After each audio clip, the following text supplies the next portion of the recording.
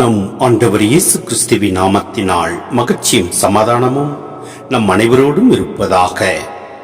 எரேமியா 7:3-8 மற்றும் 23 முடிய இஸ்ரேலின் கடவுளாகிய படைகளின் ஆண்டவர் கூறுவது: உங்கள் வழிகளையும் செயல்களையும் சீர்படுத்துங்கள். நான் இந்த இடத்தில் உங்களை குடியிருக்க செய்வேன்.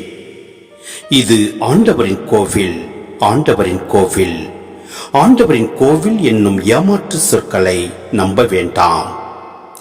நீங்கள் உங்கள் வழிகளையும் செயல்களையும் முற்றிலும் சீர்படுத்திக் கொண்டால், ஒருவர் ஒருவரோடு முற்றிலும் நேர்மையுடன் நடந்து கொண்டால், அந்நியரையும் அனாதைகளையும் கைம்பெண்களையும் ஒடுக்காதிருந்தால், மாசற்றோரின் இரத்தத்தை இவ்விடத்தில் சிந்தாதிருந்தால், உங்களுக்கே தீங்கு விளைவிக்கும் வேற்று தெய்வ வழிபாட்டை நிறுத்திவிட்டால், இந்த இடத்தில் முன்பே நான் உங்கள் மூதாதையருக்கு எக்காலத்திற்கும் என்று கொடுத்துள்ள இந்த நாட்டில் உங்களை குடியிருக்க செய்வேன். நீங்களோ பயனற்ற ஏமாற்று சொற்களை நம்புகிறீர்கள். ஆனால் நான் அவர்களுக்கு கொடுத்த கட்டளை இதுவே: என் குரலுக்கு செவி கொடுங்கள்.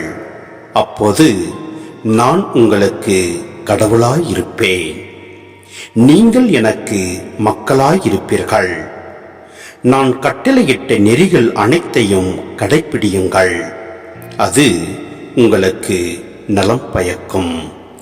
சிந்தனை. இறையேசுவில் பிரியமான சகோதர சகோதரிகளே, வழிகள் என்பது சிந்தனையை குறிக்கும். நம்முடைய எண்ணங்கள், திட்டங்கள் மற்றும் நோக்கங்கள் தூய்மையானதாக இருக்க வேண்டும். செயல்கள் என்பது நடத்தையை குறிக்கும். பிறருக்கு உதவி செய்தல், ஏழைகளுக்கு இறங்குதல், அநீதிக்கு எதிராக வாழ்தல் போன்ற நற்செயல்கள் நம் வாழ்வில் வெளிப்பட வேண்டும். கடவுளின் வாக்குறுதி என்பது நாம் நம் வாழ்வை சீரமைக்கும் போது கடவுள் நம்மை தம்மோடு என்றும் நிலைத்திருக்க செய்கின்றார். மேலும் ஆலயத்திற்கு செல்வதாலேயே தாங்கள் செய்கிற அநீதிகள், பாவங்கள் மறைந்துவிடும் என்று அவர்கள் ஏமாந்தார்கள். எனவே நாமும் ஞாயிற்று திருப்பலி செல்வதையோ ஆலய வழிபாடுகளில் பங்கெடுப்பதையோ மட்டுமே முழுமையான ஆன்மீகம் என்று நினைத்து ஏமாந்து விடக்கூடாது. உண்மை நிலை என்னவெனில், ஆலயத்திற்கு வெளியே நம்முடைய அன்றாட வாழ்வில் நாம் எப்படி வாழ்கிறோம் என்பதே முக்கியம். வாழ்வு மாறாமல் வெறும் சடங்குகள் கடவுளுக்கு உகந்தவை அல்ல. மேலும் நான் உங்களுக்கு கடவுளாயிருப்பேன், நீங்கள் எனக்கு மக்களாயிருப்பீர்கள் என்ற உன்னத உறவு கீழ்ப்படிதலால் மட்டுமே சாத்தியமாகின்றது. நலம் பயக்கும் நெறிமுறைகள் என்பது கடவுள் நமக்கு கொடுத்துள்ள கட்டளைகள் அனைத்தும் நம்மை அடிமைப்படுத்த அல்ல, மாறாக நம் வாழ்வு வளம் பெறவும் நமக்கு நலம் பயக்கும் மட்டுமே கொடுக்கப்பட்டுள்ளது.